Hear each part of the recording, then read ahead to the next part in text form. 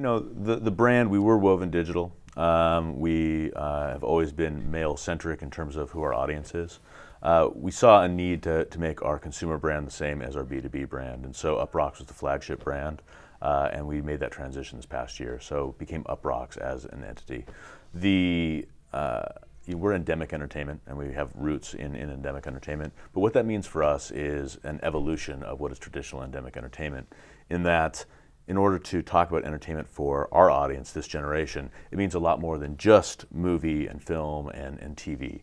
So with movies and film and TV, we cover that. We cover that better than anybody we've got phenomenal writers, Alan Sepinwall, Mike Ryan, a number of different phenomenal writers.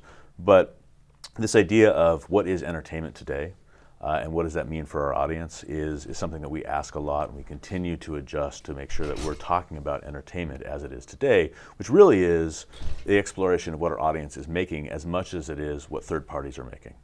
And so the idea of the culture of now and the way that we approach storytelling, the way that we approach entertainment and talk about entertainment is both pop culture, it's about what is being made by major studios, it's what's being made by labels, and also what our audience are making in their own bedrooms. It's really understanding what our audience wants and what's going to work with them, and then understanding what a brand's needs are. One of the things that's unique about us is that we are, in a lot of ways, a creative agency in terms of our understanding and the way that we approach work. We are a phenomenal publisher, but we don't just publish and then, we'll go ahead and fit a brand in a way that makes sense for us or in an invisible way. We'll actually work with a brand. We'll make sure that the brand clearly defines what its objectives are, and then we'll translate that to our audience through content. So we're building content, we're figuring out what brands want, and we're connecting those things in very meaningful ways. We will create content from the ground up with brands at times. Sometimes we have a property that does exactly what the brand is looking to do. It's a number of different ways that this comes together, but the most important thing is how do you translate what a brand is trying to do to our audience in a meaningful way? And it's authentic to our audience. And there are things that our audience want to see, it's information that our audience wants to consume, and that's the most important thing. We also happen to do it at a high level in that the way that we produce content, and kind of given what my background was, how do you take broadcast quality content and how do you do that for a digital audience? The idea that digital content should be shot by your cousin because he owns a camera is not how we approach content. We professionally produce all of our content.